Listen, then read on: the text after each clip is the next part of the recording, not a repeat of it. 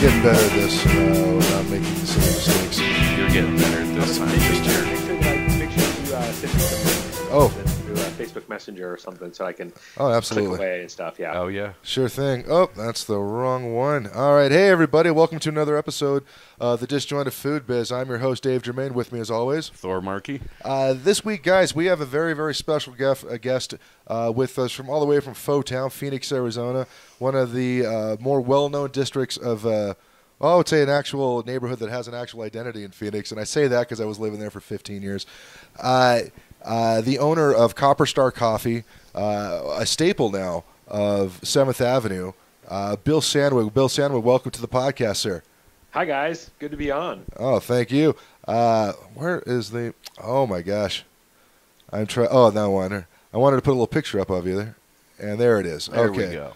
Bill Sandweg. So now we got a picture up there on the backdrop of Copper Star Coffee. Little no thing. Well, actually, for folks who I've known Bill for quite some time because he was the GM of a pizzeria Uno that was in Tempe, Arizona, that I worked at for off and on for a couple of years. I think you worked for them for how many years did you work for the Nippons? Oh, gosh. I was there. We're talking around 6 years. I was downtown at the Arizona Center, and then I left for all of 2 months. I was working on a book that I never published, and I went back to help them open up a store out in Mesa, East Mesa, the Mesa Grand store, yeah. And then I ended up coming back, and I was telling this story yesterday, actually. I came back and was going to just relieve one of the general managers for 2 weeks. That was one of my favorite stories, by the way. Is it the Jody story? It's a doozy. The Jody, yeah, Jody. So I go to relieve him. He's having back surgery for 2 weeks, and about 2 days into my just babysitting that restaurant, we tumbled that he was stealing. Oh yeah, and we were pretty sure he was stealing $2,000 to $3,000 a month. Oh yeah, damn. Which was well, this is okay. There's many reasons for this, and Right. now it's because as a matter of fact, 2 episodes ago we were talking about we belong to a few message boards on Facebook with restaurant owners.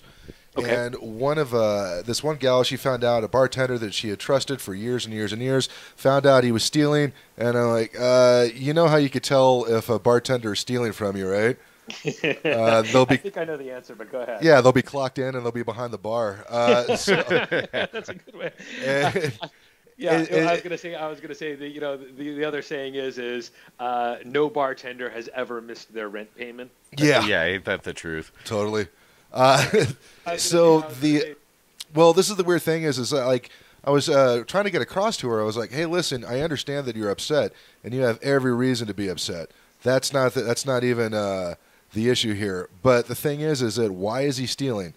This is going to be an important thing to just in order to move forward. Like what was going on with that guy? And she's like, it doesn't matter. He was stealing. Case closed. That's that. I'm like, okay, but you're missing a really good opportunity here to figure out what the hell was going on. Now, in the case, and this is all, he's not here to defend himself, and nor he probably has no idea about this podcast, much like most people. But he had a wife that was sick at home, right? That was his back when it was messed up. He was out of work it was super painful for him. As interesting as a great place as that restaurant was to work, and from what I understand, you guys never got any bonus. If we did, it was small. Yes, we got an annual bonus. Right. Yes. There was records that we had broken on that store. I remember one particular New Year's Eve where they made there was no waste that particular week. Right, as far as food, we made an insane amount of money, broke all these records during the Fiesta Bowl, and there wasn't even so much of as a thank you, It was, and just to give the quick detail of that week, the normal week in that restaurant, I think we were doing around $30,000 a week, and that particular record-breaking week that you're talking about, we did over $100,000. Damn. Our total labor came in around, I want to say around 13% for the week, and that includes all the kitchen labor and everything. And I still got chastised for why did you have 42 hours of overtime this week? What? Yeah. And I'm like, take it out of I'm the like, 70 grand I made for you. right, and that's 40 something hours of overtime in a week where labor was 13%. Yeah. Right. I mean, obviously, most of the people listening to this show can understand. That's a really super low labor number. Normally we would be running around a 22 or a 23% labor total, front and back. We did put a ton of money into the bank for them that week. It was amazing. And that was a big unit too. The amount of seats that were in that place, it was there was no way to run that anything like, even if you ran it at 18%, that means you had 2 cooks on maybe, and then like 5 servers plus a bartender, and that's a huge unit. No, yeah, we were full that whole week. It was the Fiesta Bowl, and then there was a separate. The College Bowl series at that time had a separate championship game. Yeah. So we got the Fiesta Bowl and the championship game, and New Year's Eve. And New Year's Eve on Mill Avenue in Tempe used to be a big deal. Oh yeah, when Tostitos was sponsoring the Fiesta Bowl. Exactly. That was the big event for all of Phoenix really, until Scottsdale said, "Yeah, what? Hold on for a second. We're going to take that from you." Yeah, we're going to do that too. Yeah, exactly. Guess what? We can hire the B-52s too as well, idiot. But right. And the thing is, as weird as and you knew the bosses way better than I did, and I don't think they were bad people, but I think it was that's where we're talking about with a lot of things with this podcast. So there's a kind of a disconnect between owners and managers. Like well, and corporations and privateers too. I mean, you pull out a weekend like that with labor down, no waste. You're pulling so much money at the bottom line. You're breaking sales that have never even been thought of in a location, and they come back to you with overtime labor. That alone's just got to crush you as a manager for them to really put your heart into it. Yeah. I mean, and it would have been nice. I mean, hey, here's a gift card. Go get some dinner. Yeah, yes. That would have been. Hey, at least then I'd say, hey, at least they did something. Yeah. And instead, I got. Why was your labor so high? Why did you have so much overtime? And I'm like, did you see our total labor? Yeah, but you had all this overtime. Yeah. Okay. That's kind of what happens when you make this much money. Yeah, I'm not sending anybody home when we're doing $3,000 hours. Yeah. Right. No way. Yeah. And that's the difference of people being in the business and then people coming into the business. Definitely, which I'm sure you've seen throughout the years. You get these people that put their life savings coming from a postal job or something, and get into it, and they don't really understand why you're spending out on overtime or whatever else. They don't understand the logic of the restaurant world is different from that of normal reality. Yeah, absolutely. Yeah. I mean, I think that, and if we're just going to talk about overtime for a half a second, I think that one of the realities that over my time, a little bit of my background real quick, I've been, this June will be my 30 years in restaurants. Wow. Nice. I don't know whether to congratulate you or feel sorry for you, sir, but good. I'm going to say congrats. Don't get me started on this whole thing. In the old days, you do 30 years, and there's somebody standing there on stage saying thank you, and here's your gold watch. Absolutely. And you ride off into the sunset. And I know all these people. I got a buddy of mine who just retired from Phoenix Police, and I think he's like a year older than I am. I mean, I'm only 46. He's my age. He took a job at Trader Joe's. Mm-hmm. He's just a stock guy, a floor guy at Trader Joe's, and working 2-3 days a week just for the interpersonal, wearing shorts and a t-shirt. Yeah. And they're like, oh, you should be a manager. You should be a manager. And he's like, nah, no, I don't. No, I shouldn't. Yeah. And I'm just thinking, I'm like, if I'd have gone into the Army, or if I'd have gone, I wanted to be in the Air Force, if I'd have been in the Air Force, when my buddy Jason and I were living in LA, we were like, we should join LAPD. And if I'd have done that, I'd be retired. I'd probably be opening a coffee house. I mean, I could envision myself being in the exact same spot, except I've got a pension and, I'm wearing shorts working at Trader Joe's, But anyway. I think the downside of that is you wouldn't have that 30 years of experience, and you'd be trying to open Copper Star Coffee with one barista and 15 different types of pastry. And 20 years of police experience hating people. Yeah. I'm sorry, continue. I interrupted you. Oh, yeah. No, it's quite all right. No, I did, I started when I was 16. I went out and I got a job at Taco Bell.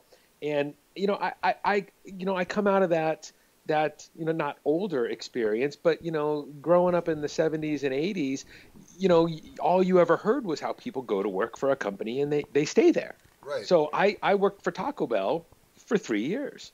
You just stay there. Yeah, I was making $3.35 an hour when I started. Yeah. And but you don't quit. You don't quit a job. You stay at a job. Yeah. And then I stayed for a couple of years. I worked at a Philly cheesesteak place, Uncle Sam's, and then went off to college and did some stuff here and there while I was in school. But then I was back and forth to Taco Bell and stuff here and there, wherever. And then finishing school, I started working for TGI Fridays. Eventually became a manager after being a server, a dub for the TGI Fridays people out there. And then I became a manager, left Fridays, went to work for Starbucks for a year. I could not stand it. You talk about the differences between managers and staff and ownership.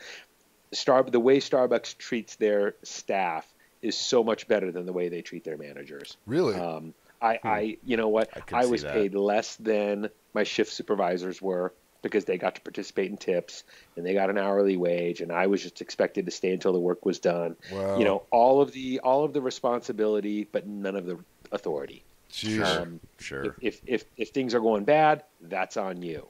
All the responsibility, but you're not allowed to make any decisions. In fact, we don't want you to make any decisions.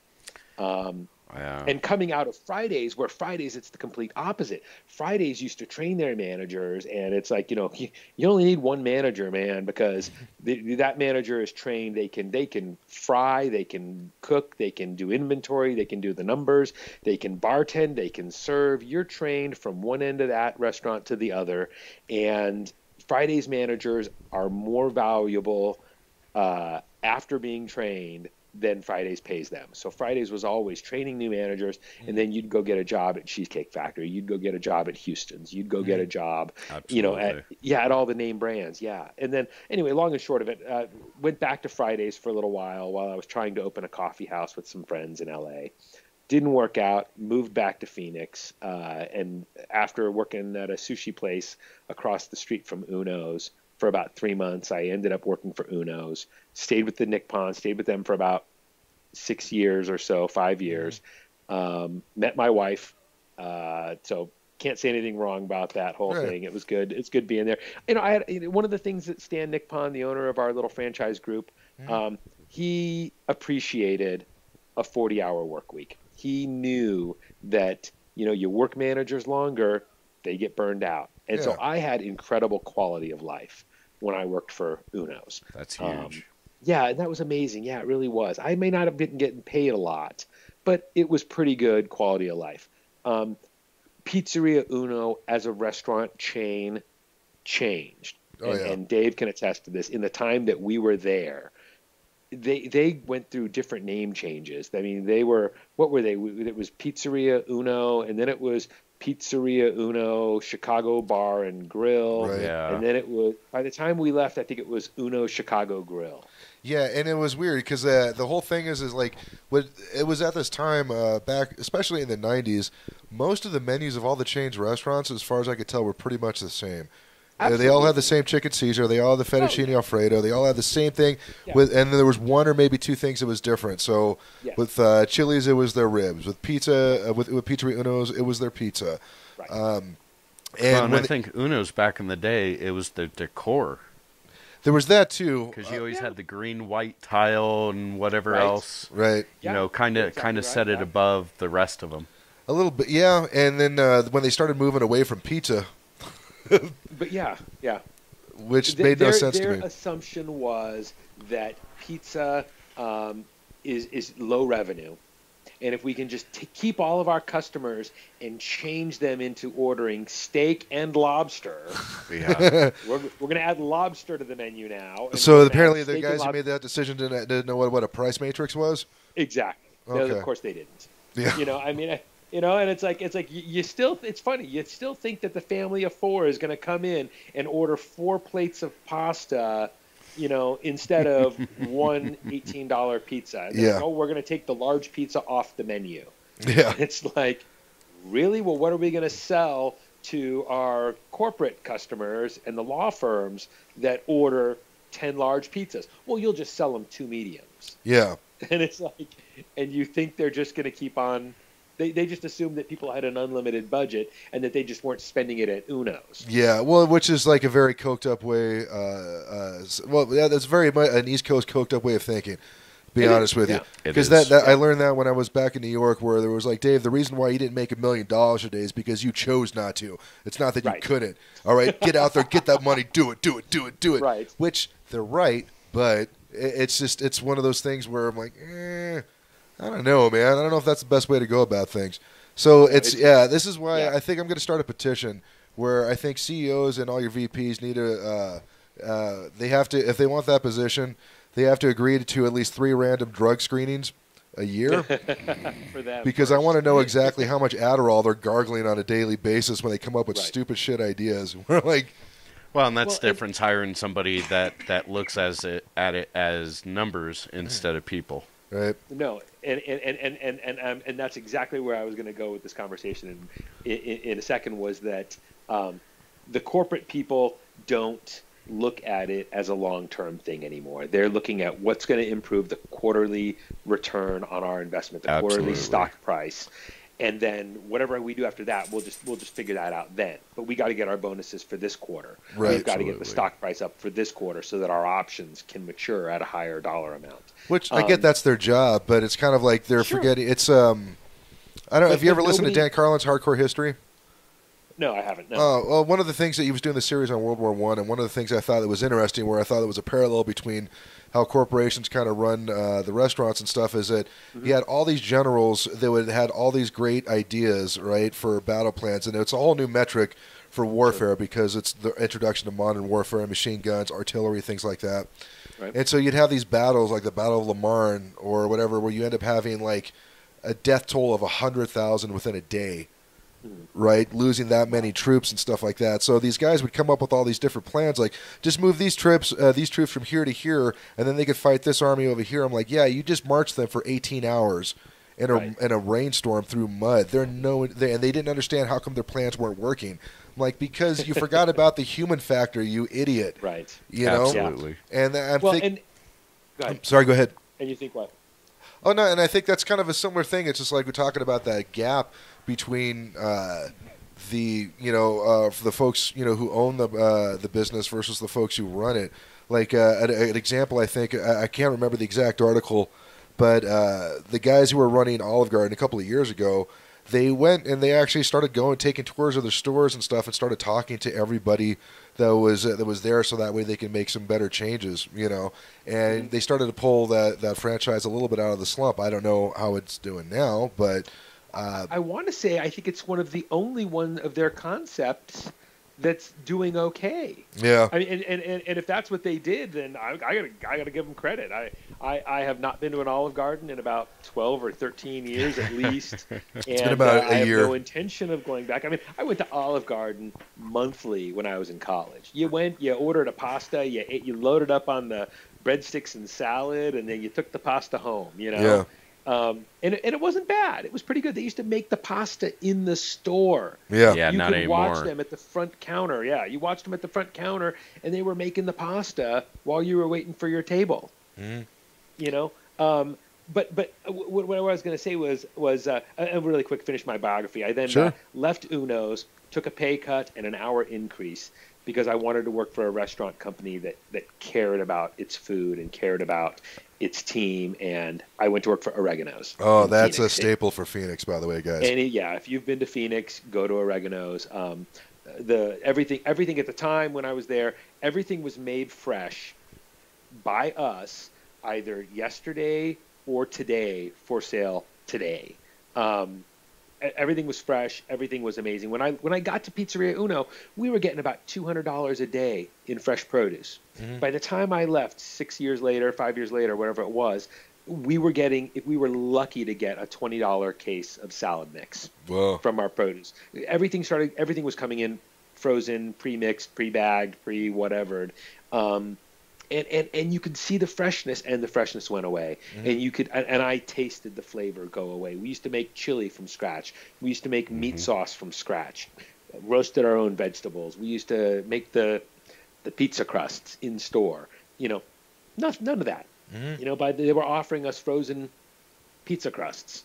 And it's like, why would I? And I know why. It's because the corporation can now charge you, instead of taking a tiny cut off of the price of the bag of flour. Now they're taking a larger cut off of a pre-baked pie crust. They're getting a cut at every level. Plus they're getting their royalties and their franchise fees and all the other places that they skim the money off. Absolutely. One of the reasons why you go into a restaurant and they're always, they're always running, or a franchise, they're always running the corporate point of sale, is because that way the corporation can dial in overnight, read what you sold yesterday, know exactly what you should have been using it.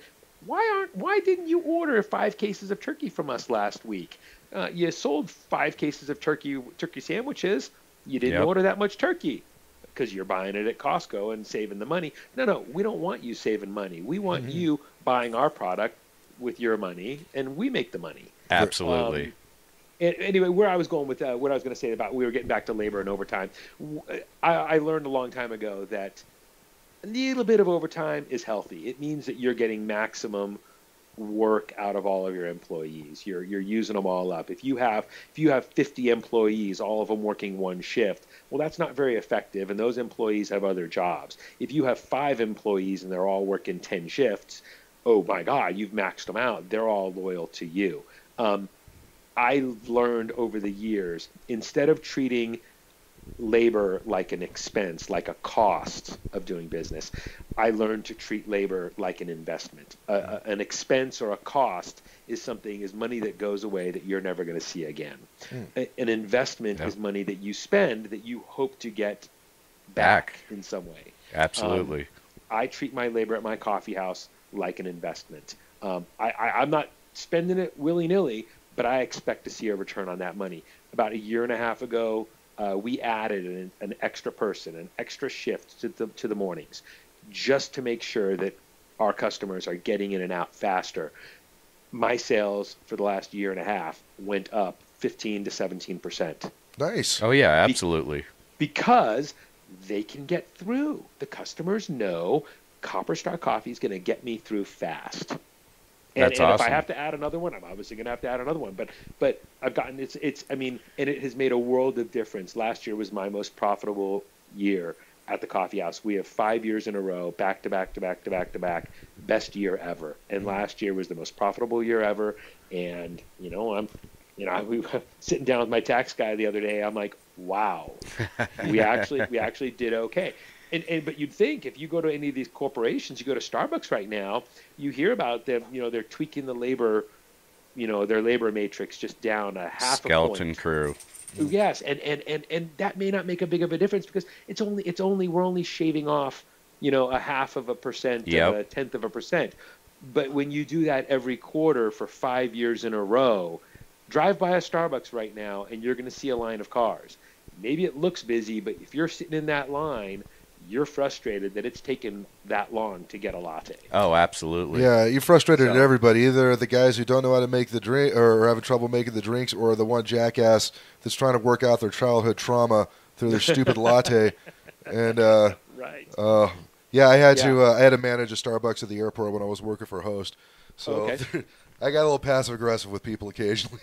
Well, and doing something like that as a business owner by adding, enduring that labor cost. I mean, you just said you had the most profitable sales you've ever had by getting your service right, you know, and I think that's a huge space from corporate to private, because private, especially with the way the wages are going up and everything else, it's hard to get a privateer to see the value of that Where in the corporations that almost set the trend for the industry, they want to cut that out and run the skeleton, and ultimately it hurts them anyway.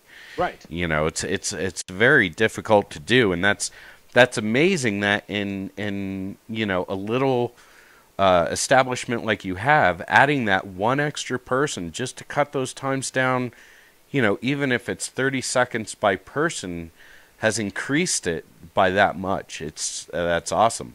Well, and I think the thing is, you know, I mean, yeah, you know, we're $10 an hour minimum wage here in Arizona, $10.50. I pay my staff full minimum wage. They make tips. I could take a tip credit. I could pay them less, but I'd rather have a staff that is committed and that they're doing a good job.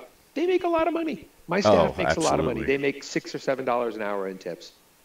So nice. they're making I'm sorry, wait a second, Bill. This yeah. has something to do with last week's episode. Don't do it. So you don't consider that the customers are tipping you that money, and that's your money, and it's up to your choice to whether or not you're going to share that with your employees? Like you're ready to it sounds like you're trying to run this like a human being, which I don't know if I agree with this, but that was owner. I'm going to go yell at myself in the mirror for letting these people have too much money.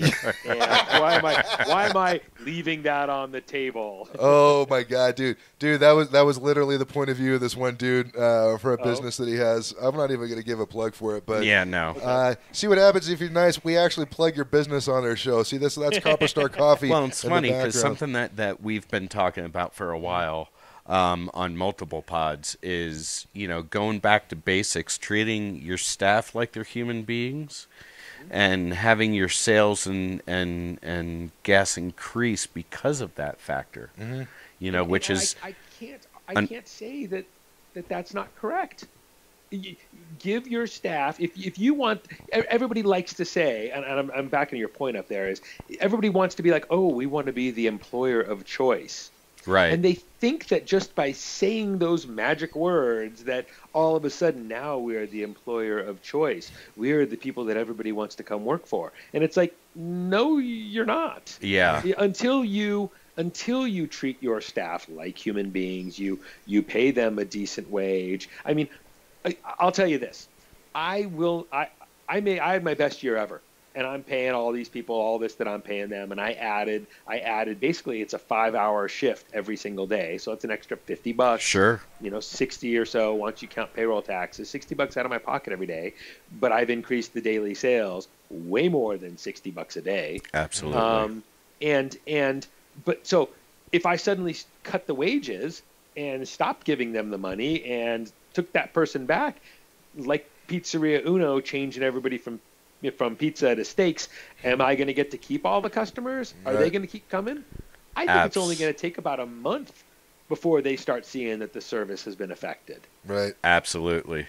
Absolutely. And it's funny because in this day and age, you know, it's customers realize the effects of service almost immediately that I've noticed, you know, where in you know, the corporate world, majority of people like, oh, well, we know this brand, we know the product, this and that, regardless of the service. It takes them a little bit longer because they want to keep going back, you know. But as a privateer, you got to keep that service up to snuff because people will literally, within a visit, decide that's it, you know. Sure. Because you're not the big name on the block. Right. So here's a question though, because I know we're kind of talking about, hey, we're doing it's all sunshine and roses. We're being nice to the employees and all this other stuff like that. Because I've worked with Bill. Bill, I would say 98% of the time he is exactly how he's coming across right here. The nicest guy ever, smart, intelligent. I have seen that 2% when he does get pissed. Yes. Yes. I'm going to say I wasn't as always even keeled. Yeah. No, but the thing is but this is a weird thing I think where a lot of folks they have, and I had an issue when I first started managing, was how do you coach, manage, or control, whatever word you want to use, your staff if they're not doing anything. Like you're doing all these great things and you're putting up just enough opportunity for your associates to keep moving forward. Right, without trying to squeeze them for every dime. Now, what happened? I mean, I know that you know how to do a great job of hiring, getting the right people on the Sure. bus and whatnot. But let's say what if you didn't? Right. What would be the advice that you would give to yourself on like, okay, the staff is lazy. They're not doing what it is that I want them to do. How do I fix this?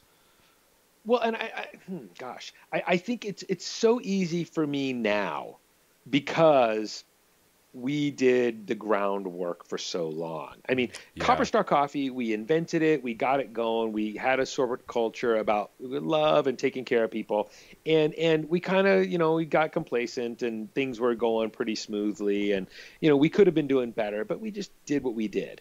I then left. I tried to open up another restaurant. And I took my focus off of Copper Star Coffee. Mm-hmm. In the meantime, Copper Star Coffee crashed and burned. I closed the other restaurant. I had to go back to Copper Star Coffee.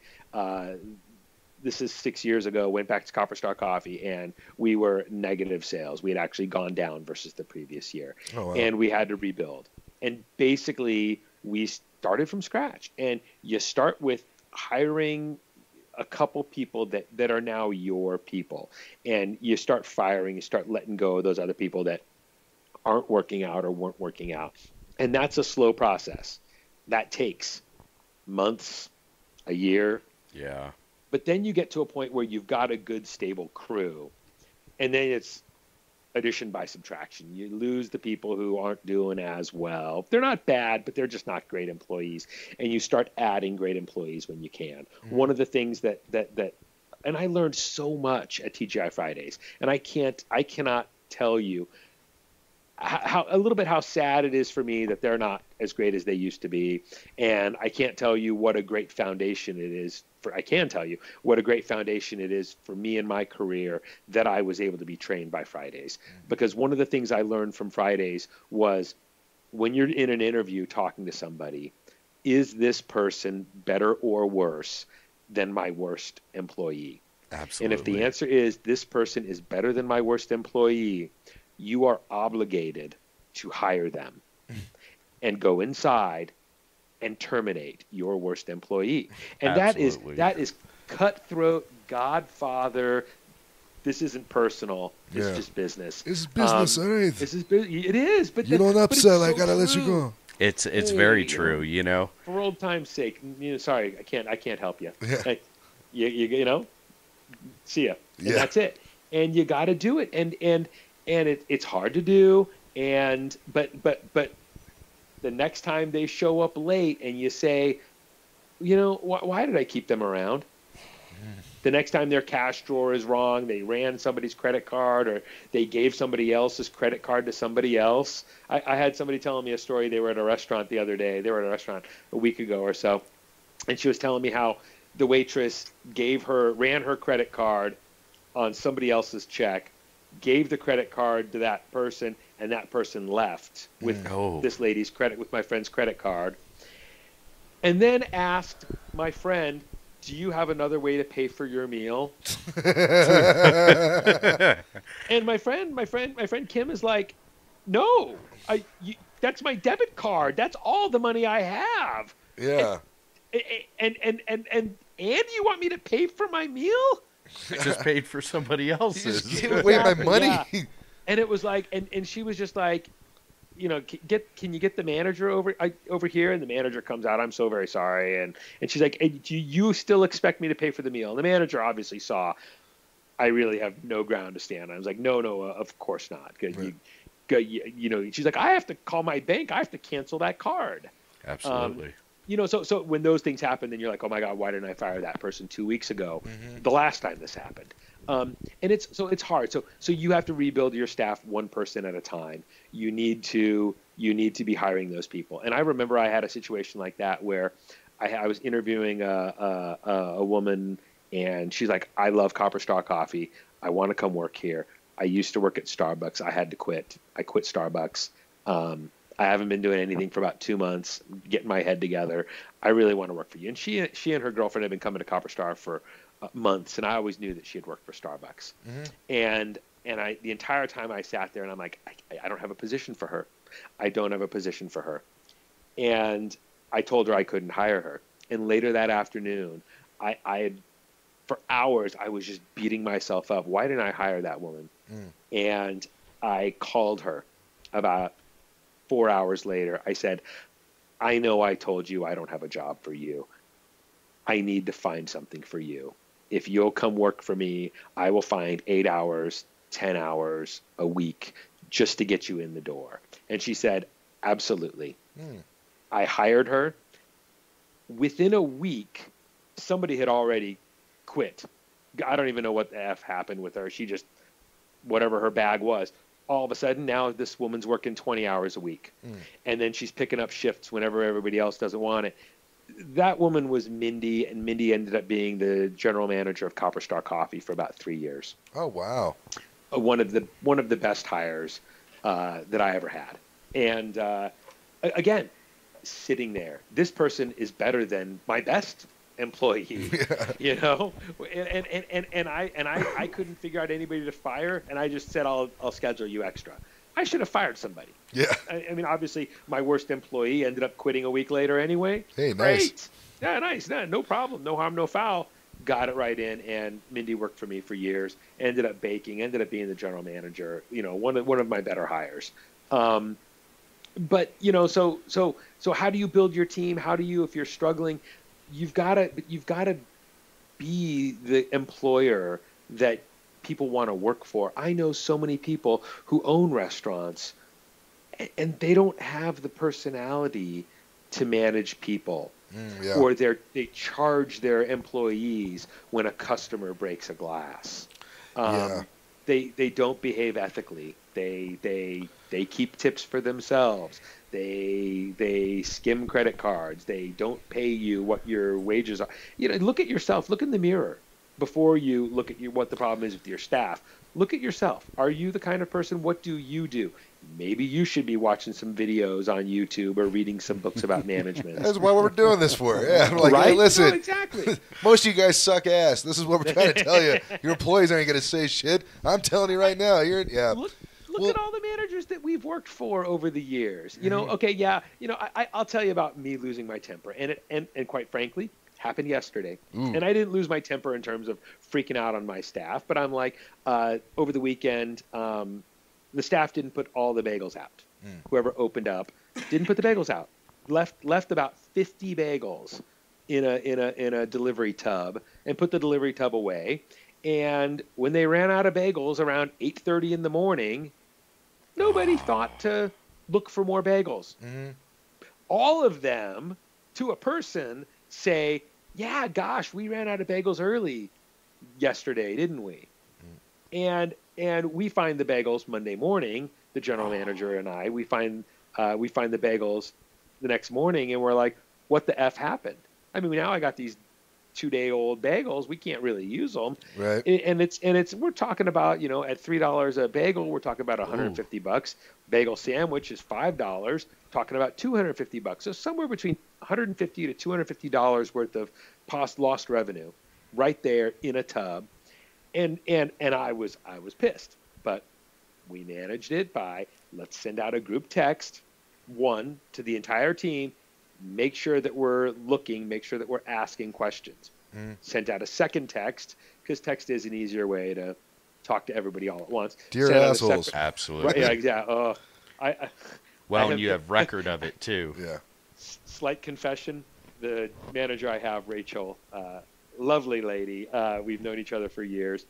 Rachel has told me a few years ago, I'm not allowed to call the staff assholes anymore.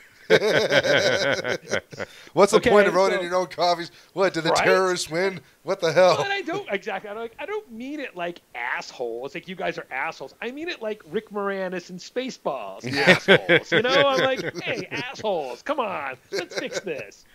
But nevertheless, so a lot of times when I want to say assholes, I say, you know, Rachel tells me I'm not allowed to call everybody assholes anymore. So everybody who's not an asshole who works here. Anyway, but we send out another text specifically to the people that work saying, hey, just need, if you could get back to me with a little bit of either text or personally, what happened on Sunday morning with the bagels? We found these bagels. Just I'm upset about it, but I'm more upset if we don't handle it and make sure that it doesn't happen again. I can be pissed about what happened yesterday with the bagels, but more importantly, let's get to a point where this doesn't happen again. And so we coached the conversation as we need to make sure that we are following up with each of you so that this does not happen again. You're not letting it build up until the point where you actually take a full bag of bagels that are stale and try to beat the crap out of your living shit out of everyone. Exactly. Beat you into the inch of your life with a bag of stale bagels. If you would have found this earlier, it wouldn't hurt so much. And there was some defensiveness from some of the staff. I mean, I got a text that when you get the text that's so long you have to scroll from somebody. Okay, I got one of those texts from one of my employees, and I went to her because she had just come in. I said, I need you to know that I'm not being punitive on this. I need you to know that this is to keep it from happening again.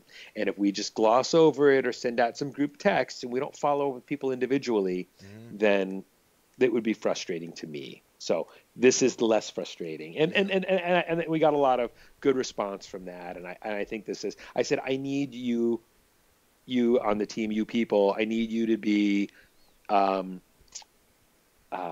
naturally curious. Yeah. If somebody says we're out of Ghirardelli chocolate for the mochas, you'd go look for the Ghirardelli, wouldn't you? Yeah. Not just accept it as face value. I said, exactly. Well, yeah, I guess we're fucked. Right. I said, you say it in your text right there. I thought it was kind of early to run out of bagels.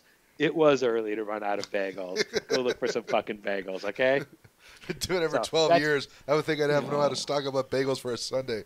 Yeah. Oh my God! Right? Well, exactly. And actually, the irony, we just ordered 24 more bagels for the weekends about 3 weeks ago. So, oh my God, we're not going to run out of bagels. Look for the fucking bagels.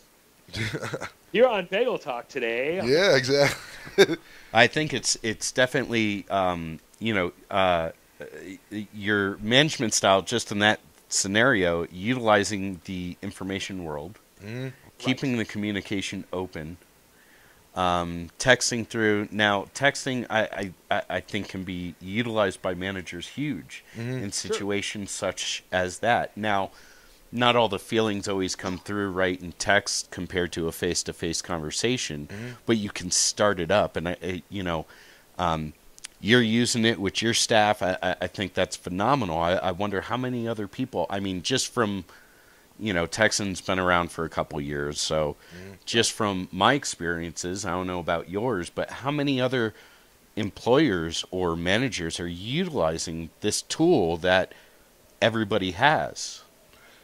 Yeah, it's weird. I mean, if you're using it like to start a conversation, that's great. If they're going to use it like to try and a flame war on Twitter, that might not be such the case. Right, but I mean, utilizing something to hit the staff, whether they're working or not, they can look at their own convenience. Yeah. Right. This kind of leads me to one more last thing, is because I know we're going to have to start round and third here, even though I'm enjoying this conversation so much, man. I know you got things to do later because he's a busy guy, everybody. Speaking of texting and associates or employees, however you want to call it, how have you found like a difference or as far as adjusting to working with millennials? Or is it the same? I mean, obviously things change with every generation, and there's different motivations and stuff like that.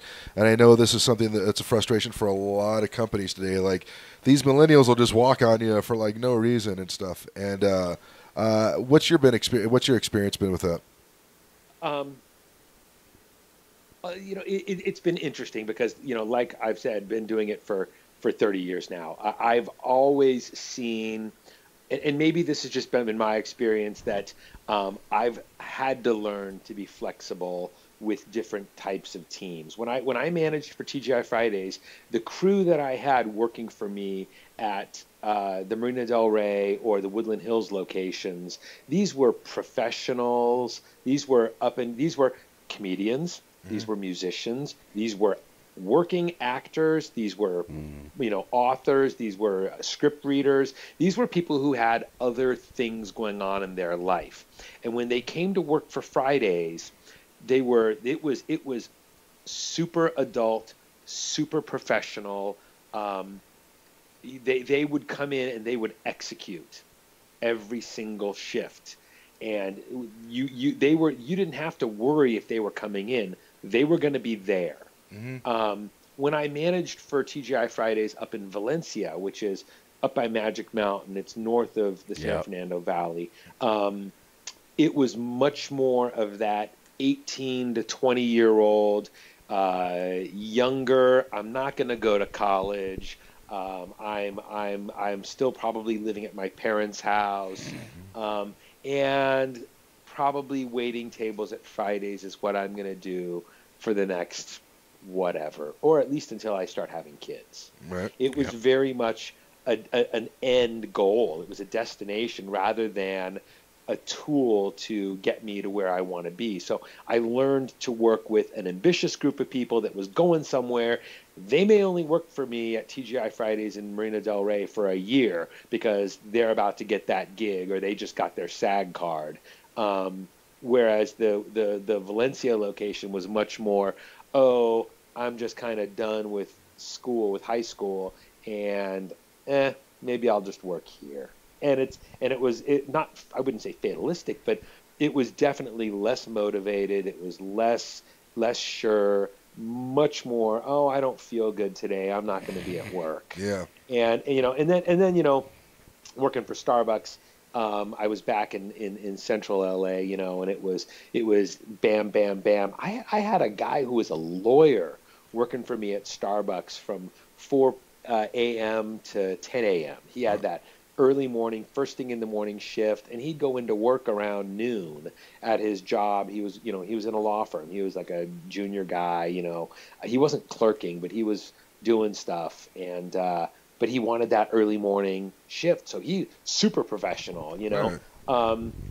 Getting to a point now where I have millennials. The people that I have working for me, unfortunately, I don't want to say I'm complacent, but I'm comfortable with my team because they're all so good and the wages are so good and the work environment is so good and my customers love coming to us that if they're not working out, they're gone. They're gone. That's right. I lost two guys in the last 3 months. We fired both of them, and it was just, you're not working out. Yeah. One of them told a customer, guy orders a drink, he doesn't get the drink right, and we're like, oh, no, that's not what he has. He's getting this other thing. He looks at the drink, looks at the customer, he says, here, it's good to try different things every now and then. Oh, shit. Jesus. Have a nice day. And in my mind, I'm like, that was the moment he was fired. Yeah. And I had seen what had happened, so I start making the right drink, and I'm walking over there carrying the correct drink, and I said, and I take the other drink away. I said, he says, it's good to try different things once in a while. And I take the drink away, and I put the correct drink down, and I said, or we can give him what he ordered. Yeah. And that guy was a millennial, and that guy, he just, Bill doesn't understand artists and doesn't understand people like me, and Bill doesn't, and it's like, no, pretty much every single one of your coworkers hated working with you. Mm-hmm. They'd ask you to do stuff, and you'd be so sarcastic, yeah, whatever. You whatevered yourself right out of a job. And then when the other guy left, he just couldn't get to work on time to save his life. We talked to him, and we told him, we said, look, and I gave him it in writing. When was the last time I had to write somebody up on a piece of paper? Yeah, this Arizona, guy. For Christ's sakes. Yeah, I actually wrote him up and gave him a copy of it saying, we like you. We think you're a great guy, but you're screwing up, and you're going to get fired from this job. And even that didn't get through to him. It's strange. It's weird. It's and obviously it's a bummer when you have an associate that you really hope the best for, but sure. they can't get on board for whatever reason. They're like, well, I just remembered something that I'm your boss, not your dad. So all right, see you later. But I mean that's cool. I mean at least I guess the takeaway that I'm getting from that is learning how to be patient and flexible. For the millennials that I had to work with when I was at Macaroni Grill, it was hard to get them to take anything seriously and stuff. It's weird because they knew, it's kind of weird, like Gen Xers and stuff, we knew that our future's going to suck. The millennials really, really know what's going to suck. Plus, they've got 80 grand worth of debt over their shoulder. Oh, so, gosh, right? Like, in all fairness, I'm like, you know, it's weird. Like, I used to make fun of, you know, like these kids are still living at home with their parents. I'm like, yeah, it's $1,200 a month for a studio. I couldn't afford that in 19. Yeah, Right. I probably would have been doing the same thing. So I try to give them a little bit of a break, but the strangest thing for me was always kind of like they're raised on reality TV. So when they confront somebody, they confront as if it's like a reality TV show. And they'll just like drop an A-bomb on somebody and walk away and think that the conversation's over. Like, I said my piece, I spoke my mind, and they don't realize that there's this hulking mammoth behind them ready to hit him over the head with a chair. Well, and the professionalism and the pride has just died out. Well, it's weird. It's kind of like, how do you teach that to them? That's the only thing that I was without being, you know. Like, well, it's not gone completely. There's like 1 out of every 100. So. Well, and like you were saying, we got to start wrapping some of it up. I have one thing that applies to this. Absolutely. I know that when I grew up, you know, born in the 70s and, you know, raised in the 70s and the early 80s, going out to eat was a special event. That's right. And the people that waited on you were professionals. This was their calling. And I can remember we you know, when we would go out for Mexican food, we'd go to Garcia's or we'd go to Rosita's. We'd go to, you know, one of these little more of a neighborhood place. But when it was a special occasion, we'd go to Macayo's and kids would wear sweaters and you get dressed up to go to Macayo's. And I can remember the people that would wait tables on us, and they were professionals. And yeah, sometimes they had to wear a silly outfit, or maybe you'd call it a silly outfit these days. But back in the day, the outfit was part of the theme, and it was part of the experience. But again, these were professionals. So I learned that waiting tables was this professional career. And then, you know, kids today, going out to eat is just where you get dinner. Yeah, ain't that the truth? The people that are waiting on them are just going through the corporate 10 steps to good service, or the 4 phases of dining, or the 9 commandments of good food, or whatever you want to call your little script. The 3 hell-worthy trespasses. Yeah, exactly. These are just people basically going through the script. This is the play that they're going to put on for you at this particular restaurant. And I remember I was at a restaurant with Amelia and Ginger, and it was a little burger place attached to a Holiday Inn over here, and we were over there because we were on a different side of town. We're like, let's just try that place, and the menu looked okay, and we went in, and we had gotten our food, and I turned my watch out, and I said to Ginger, I said, he'll be back in about a minute and a half to ask us how everything was. And she said, you're kidding. I said, he will be back in 90 seconds, and it's the 2 bites, 2 minutes check back. And he's going to ask if everything is cooked to perfect, whatever. Swear to God, it was like 92 seconds later.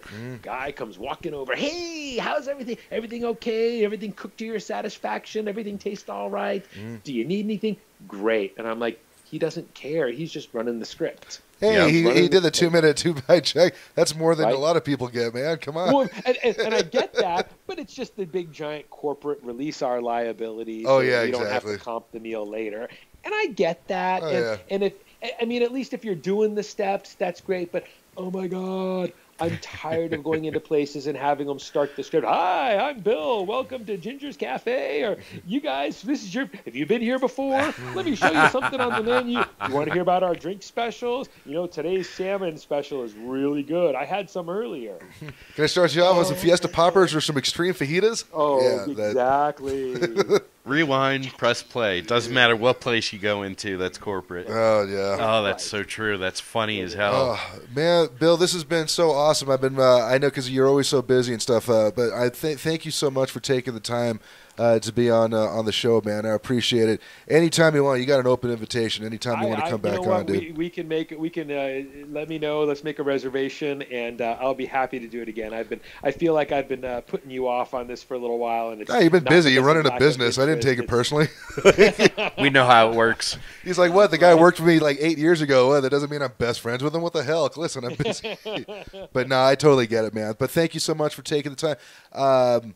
Let's see. Oh, let's plug Copper Star Coffee. That's the address is escaping me right now. Coffee, yeah, Copper Star Coffee. We're in the Melrose District in Phoenix, 4220 North 7th Avenue. It's 7th Avenue, just north of Indian School. It's going to be on the west side of the street. So best bet is head south on 7th Avenue, guys, from Camelback to Indian School. As you're going downtown, exactly. Drive in on the way in the morning. That's the perfect spot and everything, man. So right. Cool. Yeah. Well, is there any social media, any place they could follow you at, or? We're I think we're Copper Star Coffee on Facebook.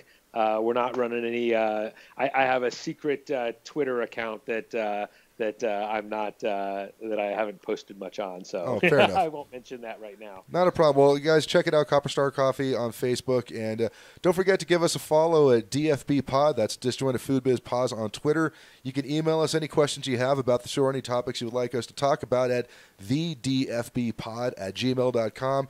And of course, if you want to get the audio of this podcast, this one should be up later on, probably by tomorrow. Go to dfbpod.com. That's where you'll find all the audio tracks from not only this show, but ones we've done in the past. So I guess that's it. Our side work's done. Side work's done. It's time to clock out. All right, we're clocking out for the Disjointed Food Biz. I'm Dave Germain. Thor Markey. And for Bill, it was Bill Sandweg. Sorry. Thanks a lot, Bill. Have a good one, man. Take care. Thanks, guys.